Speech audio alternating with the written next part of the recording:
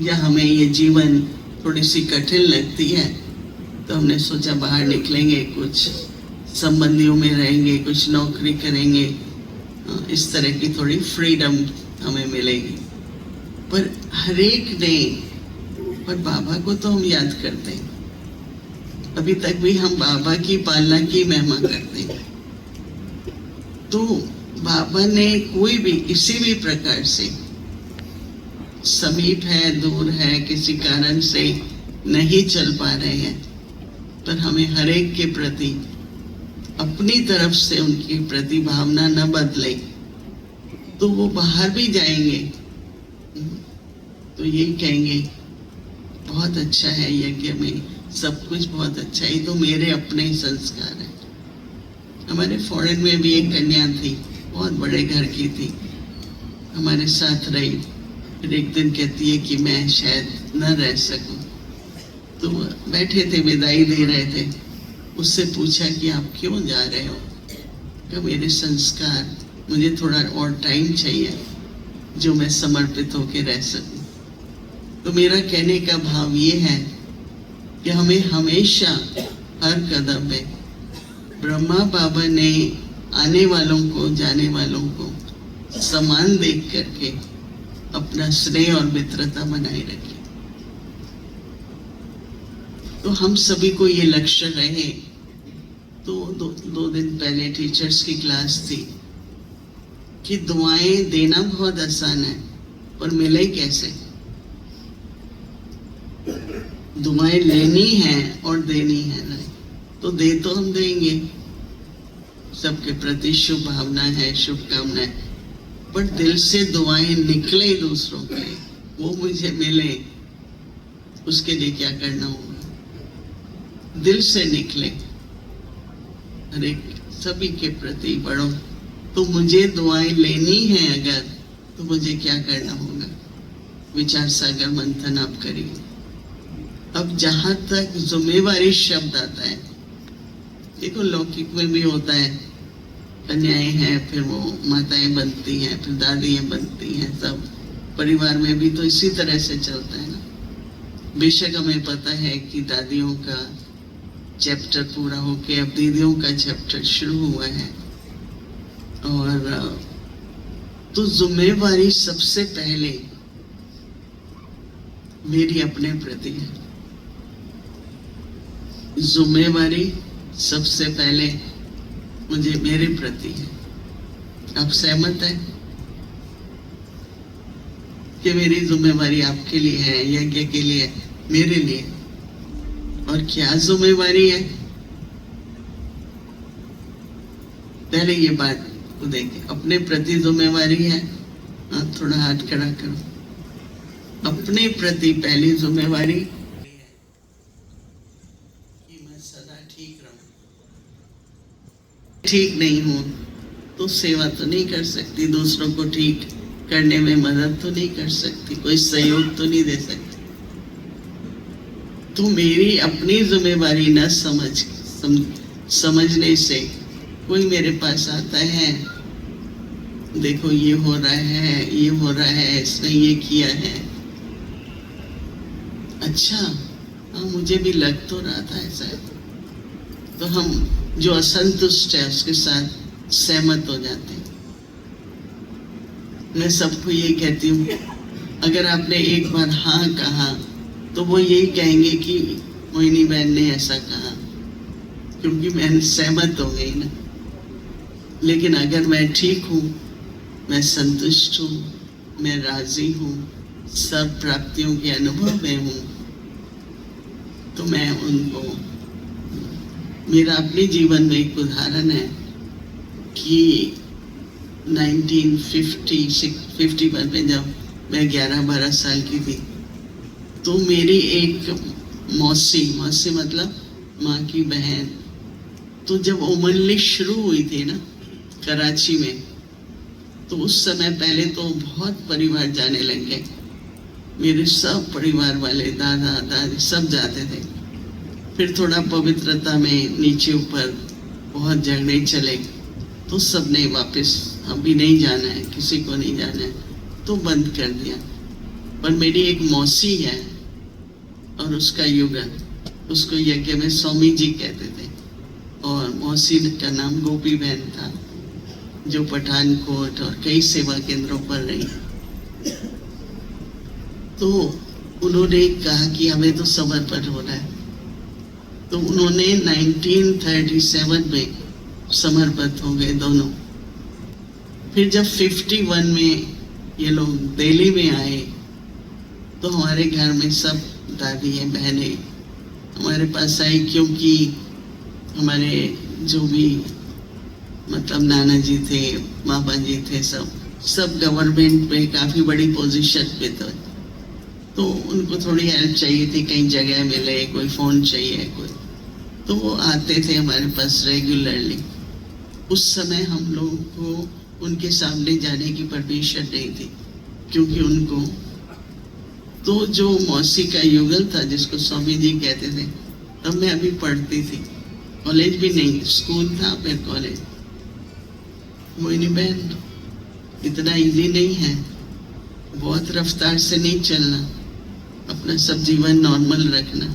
ऐसे ऐसे मैंने कहा देखो स्वामी जी, आप मुझे ये सब मत सुनाओ, मुझे ये आपका सुनना ठीक है, आपके जीवन में जो भी कठिनाई आई या आपको जो भी आपके अपने अनुभव हैं वो आपके पास रखिए, क्योंकि मैं तो जैसा मुझे लगेगा जीवन में मैं निर्णय लूंगी, क्योंकि मुझे हमेशा कोई भी अपना ओपिनियन देता है ना, चाहे प्रभावित करने के लिए चाहे दूर हटाने के लिए, मैं कभी नहीं सुनती।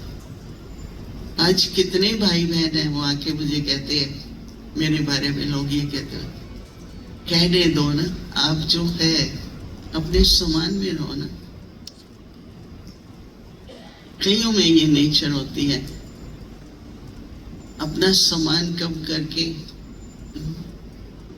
तो मैंने उसी समय उनको बोला, स्वामी जी नहीं, मेरे को अपना राय नहीं दो, दो है भगवान की तरफ से मेरे लिए क्या इशारा है और मेरा अपना जीवन में क्या फैसला है वो मैं खुद करूँगी। और मैं शुरू से थोड़ा स्वतंत्र भी थी, और कि मुझे मेरी खुशी के लिए या मेरी निर्णय लेना है। अब ये कि अगर आप ठीक है तो आप किसी भी प्रकार के ओपिनियन, राय, सलाह ब्रह्मा बाबा कि बस हम जाएंगे, बाबा ये करें। और बाबा को ये पता लगा कि आपने 4-5 से पहले ही बात कर ली है, आपने राय ले लिया 4-5 लोगों से, तो बाबा राय नहीं देता था।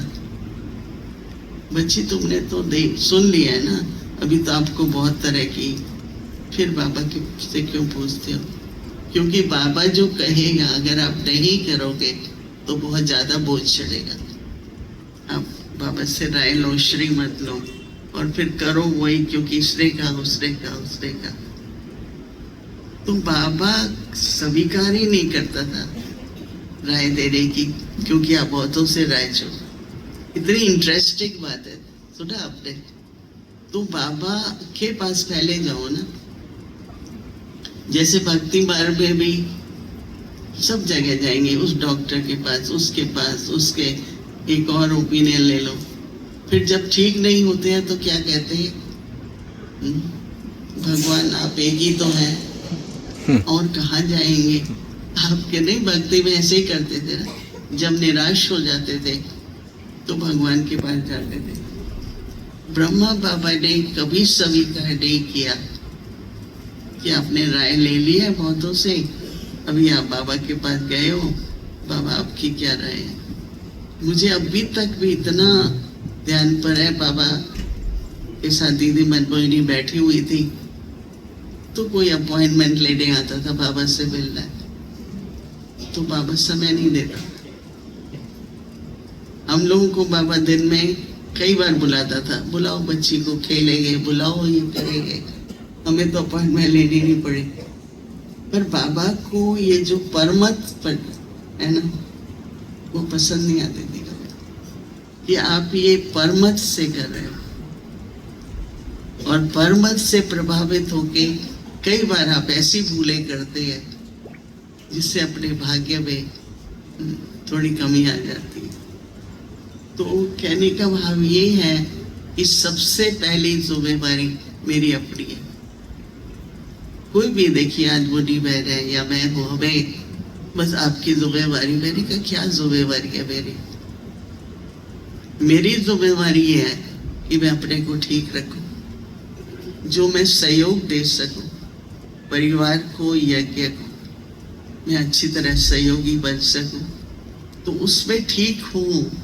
सबसे पहले मेरा मन और बुद्धि ठीक हो, मेरा सोचना सदा श्रेष्ठ हो, शुद्ध हो, निस्वार्थ का हो, प्रभु के प्रेम का हो, ऐसी मेरी मनसा बनती रहे। मैं जब विदेश में जा रही थी तो दीदी मनमोहिनी ने 3 बातें कही और मुझे अभी तक याद है। मनन करते करते मन मना भाव रहना, ज्ञान का मनन करते करते मन मना भाव के रहना, मुख से सदा प्रभु की महिमा गाना और कर्म योग से कर्म भोग चुक्त करते रहना। मैं अभी तक याद करती हूँ, कई बार कुछ नहीं हो पाता है शरीर तक, कर्म योग से कर्म भोग चुक्त करो। फिर अव्यक्त बाप दादा से छुट्टी ले रहे थे, क्योंकि उस समय विदेश जाना बहुत बड़ी बात थी, न जान पहचान, चलो जा रहे हैं, बाबा कह रहे चलो। कैसे कैसे हम लोग रहे, किन किन स्थानों में, कहीं बेसमेंट में रहे, कहीं ऐसे रहे, किस तरह से खाना बनाते थे और बहुत मतलब कई तरह की कठिनाइयाँ थी। तो हमने दीदी मनमोहिनी से पूछा कि हमें क्यों भेजा जा रहा है, हम 2-4 बहनों को क्यों भेजा जा रहा है, क्योंकि तब तो ऐसा लगता था ना बहुत दूर है। तो दीदी मनमोहिनी ने ये कहा कि हम दादी यज्ञ की स्थापना के निमित्त बने और आप लोग विदेश में यज्ञ का जो दूसरा चैप्टर है वो स्थापना का, विश्व में स्थापना के कार्य के आप लोग निमित्त है। उसके बाद हमको 50 से ऊपर साल हो गए, कोई संकल्प नहीं आया कि हम इतना दूर कैसे। और ये तो आपको पता ही है कि दादी प्रकाशवरी इतना प्यार करती थी, क्या बनवाएं आप लोगों के लिए। एक बहुत अच्छी चीज बनती थी, मैं लाइटली बता रही हूँ, मुनि बहन को याद होगा कि आलू की टोकरी बनाते थे, याद है, पता नहीं कितना जमाना पहले, और उस टोकरी में रायता डालते थे बूंदी का, राइट। आजकल नहीं बनी, बहुत समय हो गया, तो वो दादी बनवाती थी।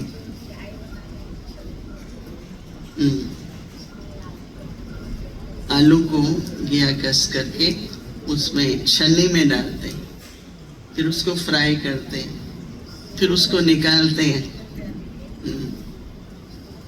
मुनि बहन को दो ना भाई, इनको तो बनाना भी आता है बहुत, पर आपने तो खिलाया नहीं ना।